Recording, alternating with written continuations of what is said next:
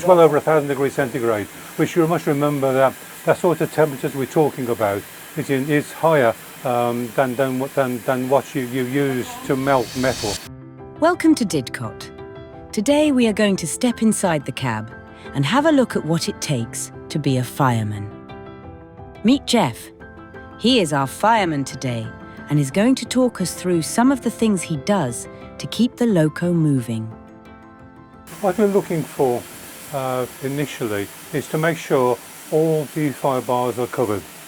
If you look inside the firebox, you'll see just a slight hint of fire bars. That would give you a blowtorch effect. So what we need to make sure is, first of all, we need to cover those fire bars.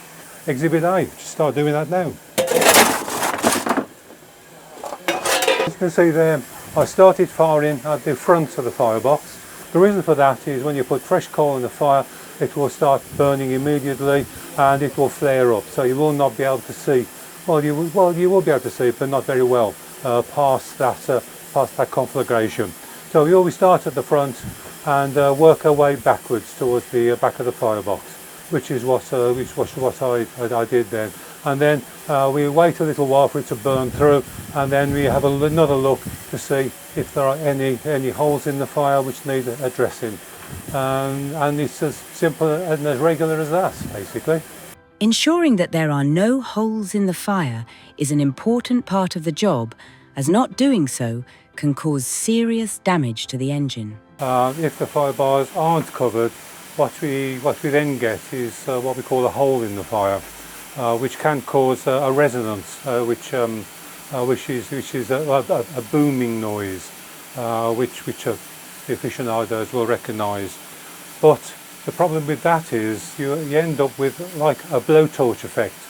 You have combustible gases given off by the coal which is being burnt, mixing with oxygen coming through the grate, and that is literally a similar effect to an oxyacetylene torch, which will end up burning the fire bars. So we have to make sure that the fire bars are all covered, and also that we have enough coal for the particular journey. Now, as we're starting off, I'm closing the fire hole doors, which sometimes stick, like that. And what that does now is that is making sure that there's no cold air going in through the fire hole doors. So we're relying now on purely primary air through the ash pan. The fireman's job is all about balance, making sure the fire is consistent and not burning over or under where it needs to be. The primary air from the ash pan is now causing the engine to blow off. As the regulator is shut, we're not using it. So what we're going to do now is close the damper. Just point them out. So that is the front damper, that's the back damper, which stop the air from coming in through the ash pan. Open up the fire hole doors, which that lets cool air into the firebox, which slows down the burning effect, which cools the fire, which will help to reduce the effect of the engine blowing off. And in between time, what we can do is put a bit more water in. So we open the water valve open, then steam valve,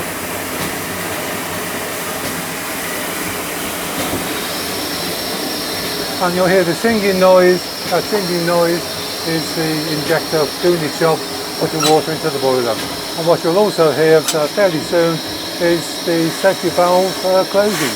Because what happens is you put cold water into the boiler, it reduces the temperature of the water and the steam in the boiler. And what I'm about to do now is turn the water off, because we have sufficient in the glass. We have just over 3/4 of a glass, and the pressure has gone down now to around 190 pounds, which is quite comfortable. So first of all, we turn the steam off. As you can notice, that noise has gone now. That's the steam to the injector, and this lever here, this is the water valve, and that is off. That is turn the water off. So that's the status quo. It's well over 1,000 degrees centigrade, which you must remember that that sort of temperatures we're talking about is higher than what you use to melt metal, which is 1,000 degrees centigrade, which is what I did then. And what you will hear the reason why we must make sure that we have sufficient water in the boiler. So to make sure the boiler is working efficiently, we have air coming through the ash pan, which is either through the front or the back ash damper. Depends on which direction we're going in, basically. What we do is always have the trailing damper open. Otherwise, if you have the leading damper open, what can happen is winds can get into the ash pan, and that can throw the ash over the track and can cause trackside fires. So we don't want to go there. So that's the reason why we always have the trailing damper open. As I say, that helps to the oxygen helps the fire to burn, and that provides the temperature which boils the water and makes our steam, so a driver can do his job. Simple as that.